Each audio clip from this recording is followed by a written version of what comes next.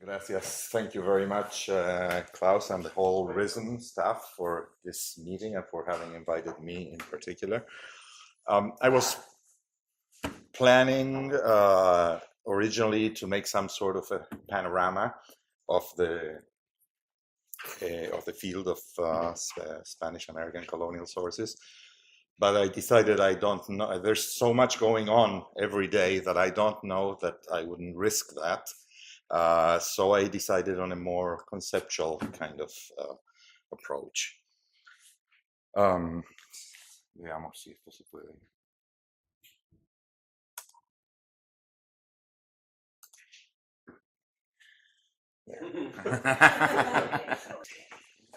In his classic study of 19th century historiography, Hayden White defined the act of writing history as, quote, an essentially poetic act in which the historian prefigures the historical field and constitutes it as a domain upon which to bring to bear the specific theories he will use to explain what was really happening in it. According to him, the modes of historiography are in reality formalizations of poetic insights that analytically precede them. And they are used to give the representation of a historical process the status of an explanation. My purpose in this brief paper is to extend Hayden White's insight beyond the limits he set himself, which, quote, historical works that are more comprehensive in scope than the monograph or archival report. So I'm forcing it outside of his limits. Applying the idea of poetic creation to 4 recent major catalogues of music from the Latin American colonial past. This may seem counterintuitive. Isn't the activity of cataloging a dry scientific gathering of objective data?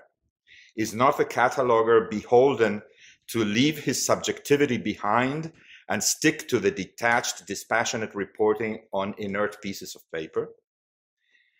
Yet I cannot but believe that a catalogue of an institution's musical collection is to some degree a representation of its musical self.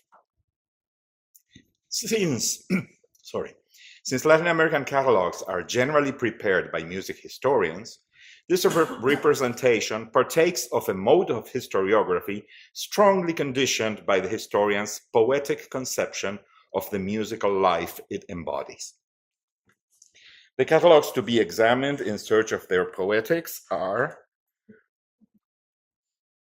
the unpublished catalogue of the Sanchez Garza collection carried out by Aurelio Tello and his team at the CENIDIM in Mexico between 2003 and 2009. The 2-volume catalogue of the polyphonic choir books in the Cathedral of Mexico by Javier Marín López, published in 2012. The 3-volume catalogue of the Mojos Musical Archive from Bolivia, directed by Piotr Navrot, present here, published in 2011. And my own catalogue and edition from 2015 of the Ofertorio part books preserved at the Archivo Musical de Chiquitos in Bolivia. To be sure, the basic data of cataloging in terms of 4 or 5 indispensable fields are shared by all 4 of them. And they agree as well with the fundamental fields in the RISM guidelines. Signature, title, composer, and date take up the first places in the record for each item, as this slide shows. Nevertheless, even in this core data, important divergences emerge. The signature provides an unambiguous reference to a musical document for Sanchez Garza and Mexico. In Mexico, it is represented by volume and page number.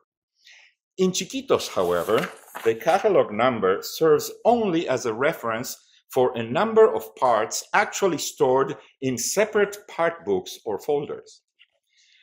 The Mojos catalog does not, as far as I can tell, and we can ask Piotr, make it clear whether the single parts have been stored by their inventory number or whether they have been regrouped in one location per work, corresponding to the catalog signature. The composer field is less central for 3 of these collections than for those of European music after 1500. Among the 358 polyphonic pieces in Sanchez Garza, 147 are anonymous. Both in Mojos and Chiquitos, the number of securely attributed pieces is minimal, less than 5%. In Chiquitos, therefore, there is no regularly recurring composer field. It appears in the record only for those few pieces that require it. The Mojos catalogers, for their part, have not deemed it necessary to specify the source of their composer attributions. Dating is of diverse significance. Absence from Mexico catalog, because that discussion is carried out at the level of the codex, it is significant that Mojos and Chiquitos only wish to distinguish between pieces from the Jesuit period and later accretions, surely a policy with ideological connotations. Both in Sanchez Garza and Chiquitos, the date is that of the copying of the manuscript, whereas in Mojos we are offered the period of composition based on stylistic criteria. In both cases, the commentaries often include supplementary information. When we move on to further fields of description,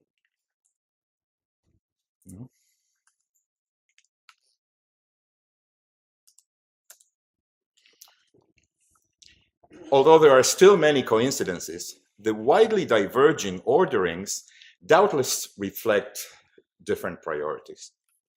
This is even truer when we talked about what we might call complementary texts, introductions, appendices, commentaries. They define more neatly the poetic profile of each catalog. Let us proceed with the catalogs one by one. The Sanchez Garza collection, I'm sorry I couldn't get a picture of Nelson Hurtado, is a group of musical manuscripts mostly originating in a nuns' convent in Puebla, Mexico in the 17th and 18th century. In the main body of the catalog, records are pithy and brief. Only one voice is deemed enough for the musical incipit. The field for commentary is devoted largely to the treatment of this piece in previous catalogs, referred to these by Ziegler. Efforts have been made to ascertain the authorship beyond the ambiguous indication in one or other of the parts. The names of the nuns who presumably sang the piece are carefully registered. But the prologue clearly asserts that the project exceeds the traditional model, quote, documentary and descriptive, focused almost exclusively on reporting works in their physical and taxonomic aspects, close quote. The authors define their efforts as a proposal for cataloging from the point of view of historical musicology. In that guise, the authors have conducted extensive original research on the history of the convent of the Holy Trinity of Puebla, where the collection was assembled, and on the biography of the composers therein represented. Thus, after the 260 pages of catalog and indices, we can read a 35-page chapter on the nuns' musical chapel and their performances of the pieces in the collection, and more than 200 pages of biographies of the composers represented, amply supported by the excerpts of archival documents from which those lives have been reconstructed.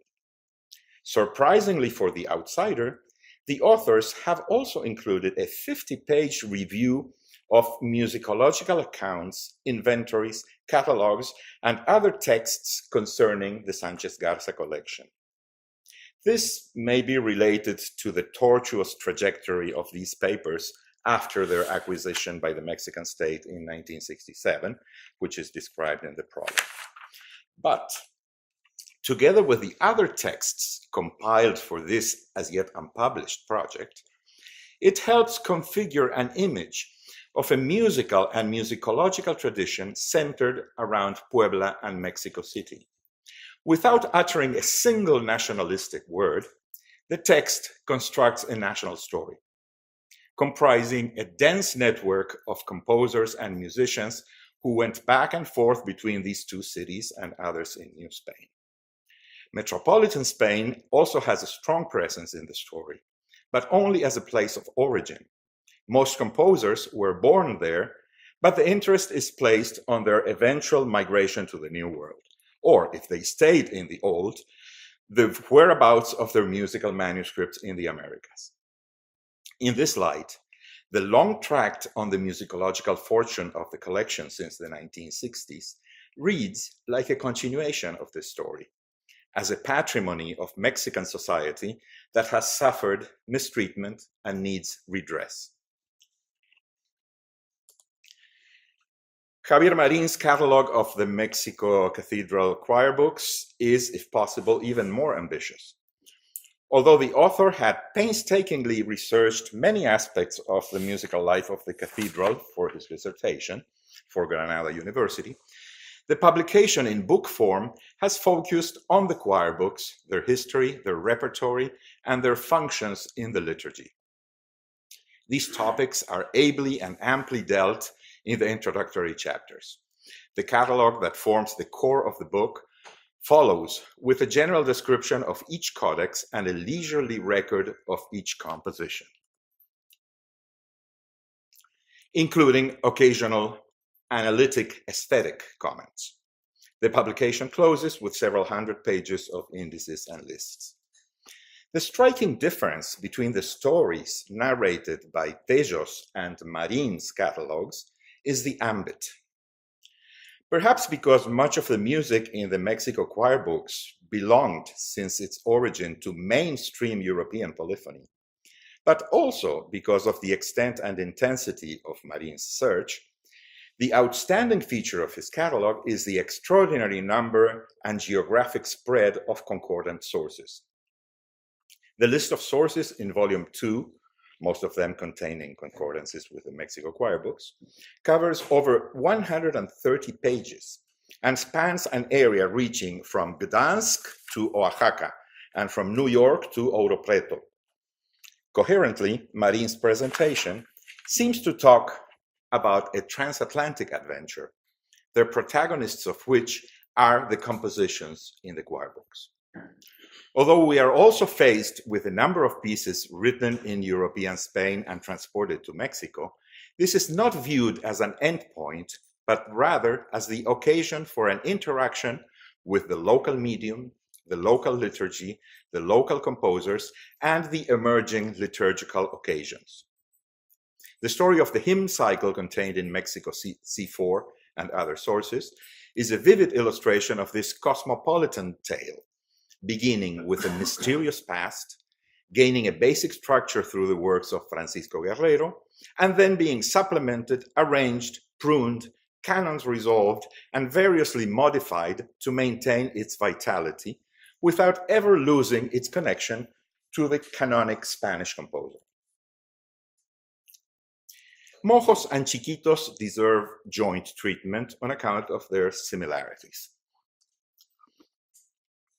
The Mojos archive has been assembled in the last 2 decades from the music libraries of many parishes in the region, where native choirs officiating there had maintained the legacy of Western musical liturgical practices taught by the Jesuits in the 18th century. The Archivo Musical de Chiquitos was similarly gathered from the remains of 2 Jesuit musical chapels, Santa Ana and San Rafael. There are differences, however. The Mojos papers are single sheet parts, mostly copied in the 20th century. Much of the Chiquitos repertory, singly the pieces catalogued and published here, is written in part books, organized according to the liturgy and copied under the Jesuits and perhaps by the missionaries themselves. Navrot's catalog in 2 volumes is followed by a third, containing supplemental lists, Jesuit priests in Mojos, native copyists, and doctrinal chapbooks, as well as a text on Mojos after the expulsion of the Jesuits in 1767. My own catalog cum edition is a revised part of the unpublished complete catalogue of the archive fashioned by Bernardo Hillary and myself between 1991 and 2004. Records in the Mojos catalogue are succinct with little or no commentary. Several fields are filled with content apparently not specified in the documents. Most important is ordenamiento, which is Navrot's organization of the archive, founded on the rough distribution of the music papers in 9 drawers of a wooden chest kept by the choir in San Ignacio de Mojos. On the basis of this organization and, I quote, 20 years of permanent contact with native musicians, he designed 23 categories which form the backbone of the archives and catalogues organization. On the other hand, fields like Festividad or Acción Litúrgica seem to have been filled out primarily, if not exclusively, with the official criteria of the Catholic Church. In this and in other aspects, the catalogue seems to imply a fundamental unity between church practice and native traditions. Concordances are not supplied beyond Mojos and Chiquitos, not even nearby Sucre Cathedral, and no inklings of musical change are presented. The reader is left with the impression, at least this reader, that this is an isolated repertoire that was set up by the actions of the Jesuits 200 years ago and peacefully ran its course in the inaccessible forests and savannas of Mojos. Contaminations and conflicts do not figure in this image. What we behold is a liturgy and a devotion embodied in a distinctive musical practice maintained by native musicians and chapel masters and fully in tune with European Christianity. The lack of physical integrity in the Chiquitos catalogue, this difference between the work and where it is found, is a first indication of the cataloger's conception of the musical practice in which the musical work lacks the centrality assumed in European traditions. The rare composer attributions are important not so much because of what Foucault called the author function, but for the indications of the provenance and circulation of music, and for the identification of the traditions that fed into local musical practice. The project of a joint catalogue and edition projects the idea that much of this music is valuable in the context in which it functioned and cannot be appreciated in isolation. This catalogue edition of the Ofertorios part books reflects the idiosyncrasies of a musical liturgical organization set up by the Jesuit fathers. For example, hymns were inserted during Mass. Processions strove to include at least one song in each of the languages that natives were in contact with, Latin, Spanish, Chiquitano. There were also failures. The attempt to provide a complete musical setting, including chant and recitation as well as polyphony, was given up after only a couple of festivities. After the Jesuits' departure, no attempt was made to reorganize, but much additional music was inserted, responding to new European aesthetic paradigms. At this point, I beg permission to adopt what I might call the poetic perspective, rather than the analytic reading I have employed for the other catalogs. In fashioning this catalog edition, I have been guided by an image of a well-built but fragile enterprise that involved input from several corners of the world, with concordances from Italy, Czechia, Germany, Spanish-American cities, and thrived for some time, entering into decay as soon as the broader society invaded the area. The heroes here, as well as in Navrot's project, are the native chapel masters, who transmitted and slowly changed their musical legacy. A music catalog has been most often thought of as a guide to works of art. That this need not be or should not be its only function is something I hope I have shown in these few minutes. Thank you.